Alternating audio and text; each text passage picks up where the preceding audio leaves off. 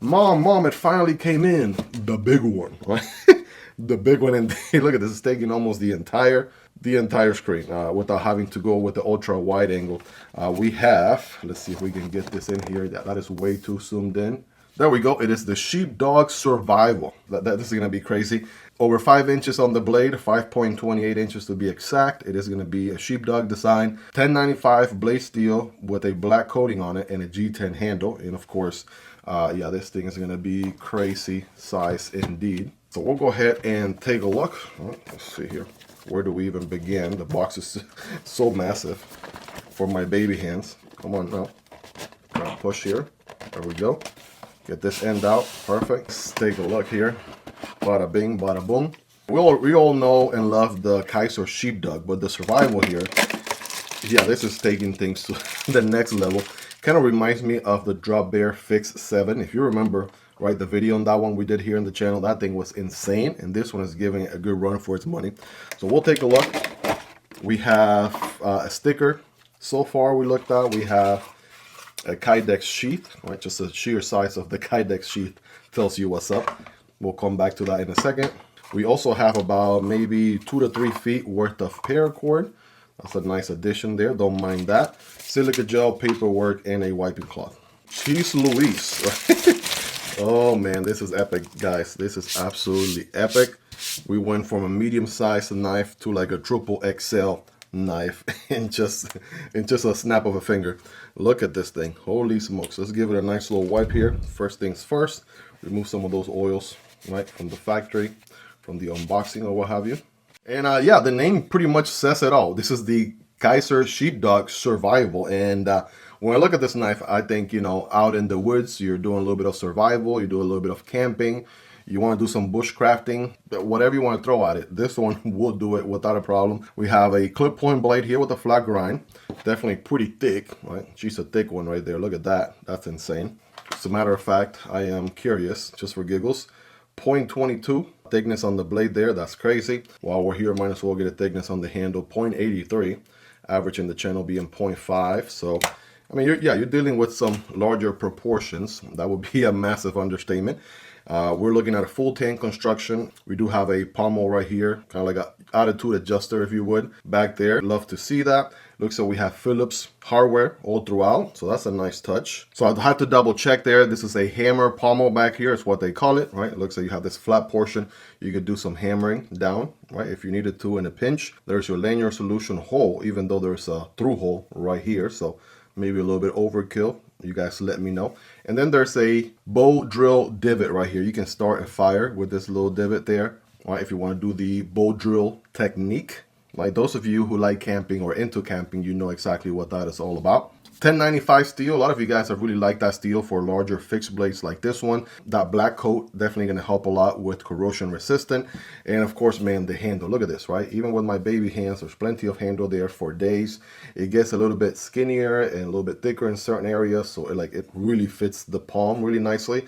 There's a little belly portion right here. And also this curvature right there. That's just really, really hand melting for a big old fixed blade like this one. I mean, jimping for days, even here, right, for the hammer grip, or if you wanted to put your thumb here on this section, that feels perfect. And then we have more jimping back here, even jimping underneath. So there's just jimping throughout. And guess what? A little finger choke too. So if you wanted to forward choke on your fixed blade and really get some control of the cut, I mean, you absolutely can do that as well. I mean, look at this. I mean, look at it. Did you look at it? I mean, I don't think you're looking at it.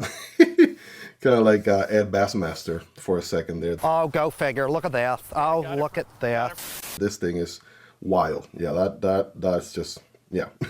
How do I even put it into words? The size is crazy. Again, it really reminds me a lot of the Kizer Drop Bear Fix 7. Another one you should really look into if you're into larger fixed blades like this one, especially survival oriented and things like that. Now, checking out the sheath here.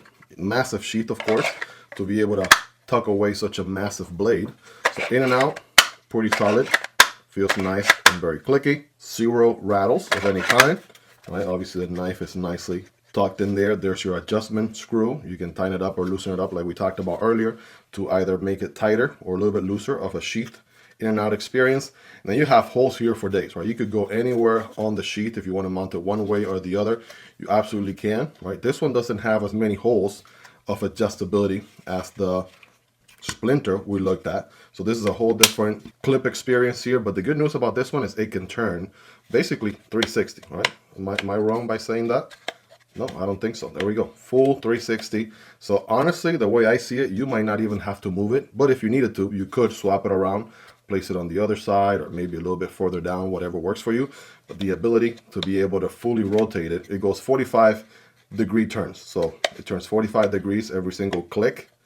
And it goes basically full circle, 360 degrees. It goes in pretty easily to whatever, either belt or backpack strap or what have you. And it does have this little clip portion right here that's going to hold it in place. You have to intentionally lift it in order to be able to get it to release, right? That's the latch, you know, that's a little taps work right there.